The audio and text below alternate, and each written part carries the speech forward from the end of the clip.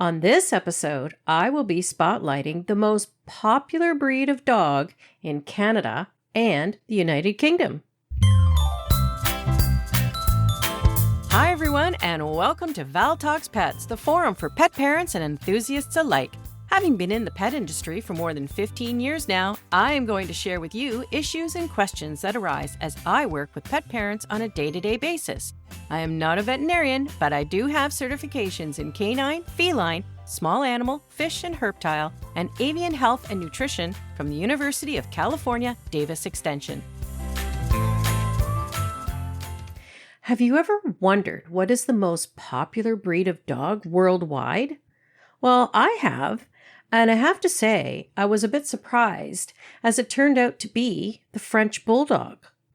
The French Bulldog has held the spot for several years worldwide, ousting the Labrador Retriever that held the spot for 31 consecutive years and is still a very close second. In the United States, the French Bulldog also takes number one, having held the position for the last 4 years, again ousting the Labrador Retriever after 31 years. In Canada, the Labrador Retriever has held number one for 32 consecutive years. In the United Kingdom, the Labrador has been the most popular dog breed for over 30 years. Interestingly, the Labrador Retriever held the position from 1991 until 2018, when guess who? The French Bulldog took over briefly. But the Lab quickly regained its top position a year later and has remained most popular since. It is estimated that there are over 1 million Labradors in the UK. And so, it is with these statistics I am spotlighting the most popular dog in Canada and the UK, the beloved Labrador Retriever. There is a reason I think that Canada and the UK share this lovable breed, and it has to do with the history of the breed. Let's look at how Wikipedia outlines the origin of this breed. Labradors actually date back to at least the 1830s. Back then, there was a breed of dog in Newfoundland, a province of Canada, that at the time was not part of the Confederation. Before 1949, Newfoundland was a self-governing dominion of the British Empire. It was a separate country with its own sovereignty. At the time, there was a dog in Newfoundland known as the St. John's dog, St. John's being the capital, or the Lesser Newfoundland dog. The St. John's dog was a local indigenous dog that had developed over centuries through natural selection rather than selective breeding. Today, this dog is extinct. Not much was known about the genetic makeup of the St. John's dog, but it was probably a mix of random bred Old English, Irish, or Portuguese working dogs. Fishermen loved these dogs because they had great temperaments and were good working dogs. By mid-20th century, the dogs began declining, and by the early 1980s, they were extinct. Now, let's go back and make the connection to the UK.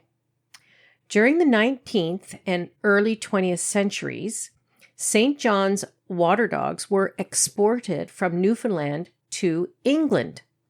At this point, the dogs were crossbred with other dogs to create the retrievers. And it should be noted that the St. John's water dog was also an ancestor to the large and gentle Newfoundland dog we know today. At this point, we now have the development of the Labrador Retriever, developed from the St. John's water dog imported from Newfoundland. The name was given to the dogs Labrador in deference to the region of Labrador, which is part of Newfoundland today. To be more specific about the importation of St. John's water dogs, it was actually through the 10th Earl of Home and his nephews, the 5th Duke of Buccleuch and Lord John Scott. These fellows imported the St. John's water dogs to be used as gun dogs.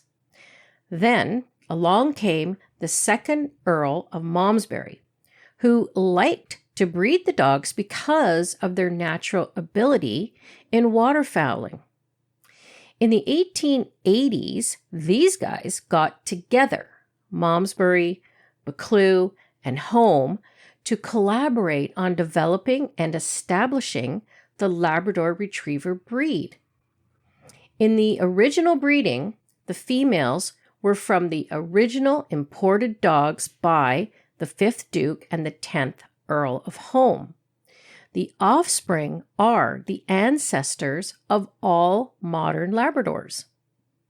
In terms of size and conformation, the bench-bred lines of the Labrador are significantly different between the UK and the US standards. Seeing as the Lab is the #1 breed in the UK and Canada, let's look at their standards. According to the Canadian Kennel Club, Labs are considered medium-sized dogs. Ideal height is 22.5 to 24.5 inches for males and 22.5 to 23.5 inches for females. Their weight is between 55 to 80 pounds. Now, in many standards, over 50 pounds would make them a large breed dog, but the CKC in the standards refer to them as medium. In terms of color, the acceptable colors are black, yellow, or chocolate. Chocolate was at one time referred to as liver. I can see why they changed. In terms of the UK standards, they are pretty much the same, with height being between 21.5 and 22.5 inches and weighing 55 to 80 pounds. They do, however, list the Lab as a medium to large athletic breed. In terms of temperament, Labs are known as the outgoing, friendly goofs. They are gentle and loving and rarely show aggression. They are super friendly, so they are not noted as being good guard dogs. Labs are great with children and usually get along with other dogs. Labs are energetic and exuberant. They excel at swimming and games and do need regular exercise. They are noted for being quite trainable and work well as service dogs. It is important to make use of this highly trainable ability to keep their exuberance under control when necessary. A Lab jumping on people is not good, and they can easily knock over small children without meaning to. Because Labs are retrievers, they like to carry things around in their mouths and can maybe be a bit too mouthy with humans, meaning grabbing hands and legs, but this can easily be managed with proper toys. The other thing about Labs is they are known to be hoovers. They love to eat and usually are not picky about what they are given. For this reason, becoming overweight can be an issue. Labs also can be prone to ear infections, which gets exacerbated when they love to swim. They can also have allergies, which in some cases can manifest into ear issues. It is suggested that their ears be cleaned with a drying agent every 2 to 3 weeks and after swimming or having a bath. One of the more concerning health issues that relate to Labrador Retrievers is tricuspid valve dysplasia. According to PetMD, the tricuspid valve controls blood flow on the right side of the heart from the right atrium into the right ventricle. Labrador Retrievers with TVD have a valve that doesn't function properly and allows blood to leak backward into the right atrium. Over time, the right atrium and the right ventricle can become enlarged, and the dog may develop heart failure. The prognosis will depend on the severity of the condition. Heart medications can be prescribed, and some labs with TVD live normal lifespans. Labs may also be prone to elbow dysplasia, where the elbow joint doesn't develop correctly, causing it to be looser than normal. Hip dysplasia is also something that can occur, where the head of the femur doesn't sit snugly in the hip joint. As a result, the bone rubs against the hip socket, leading to arthritis. Two other more rare issues are centronuclear myopathy and exercise-induced collapse. Both conditions can be determined by a DNA test to see if a puppy has the genetic mutation. In centronuclear myopathy, there is a congenital disease that affects the skeletal muscles. The dog may have an abnormal gait or difficulty exercising. Basically, the dog's muscles become weak and atrophy. In exercise-induced collapse, there is an inherited neuromuscular disease that first affects the hind limbs. There will be episodes of decreased muscle tone in the hind legs after exercise or excitement. The legs become weak, which can lead to lack of coordination when walking or collapse. As stated previously, labs come in black, yellow, and chocolate. A new color reared its head, and it is controversial, and that is the silver lab. The controversy centers on whether silver labs are purebreds or crossbreeds. Some believe that the silver lab is derived from crossing Labradors with Weimaraners. Others believe that the silver color is the result of a recessive gene mutation, a dilute gene called DD. Silver labs, outside of the theory that they were crossed with Weimaraners, is created through the presence of a recessive gene, D, that lightens a chocolate lab's coat to a silver gray color. Both parents must carry this recessive D gene for the puppies to exhibit the color, which is a combination of brown, BB, and dilute, DD, genes, often producing a slate gray appearance. The silver coat is caused by the D locus dilution gene, DD. When a chocolate lab, BB, inherits two copies of the recessive dilute gene, DD, the coat is diluted to silver. A silver lab is usually born from two black or chocolate parents that both carry the hidden recessive dilution gene D. According to the Labrador Retriever Club, stated by Francis O. Smith, DVM, PhD, Chair, Genetics Committee, they state, "It is the opinion of the Labrador Retriever Club, Inc., the AKC parent club for the breed, that a silver Labrador is not a purebred retriever. The pet-owning public is being duped into believing that animals with this dilute coat color are desirable, purebred, and rare, and therefore warrant special notoriety or a premium purchase price." According to the Canadian Kennel Club, the CKC does not officially recognize silver as a standard color for Labrador retrievers.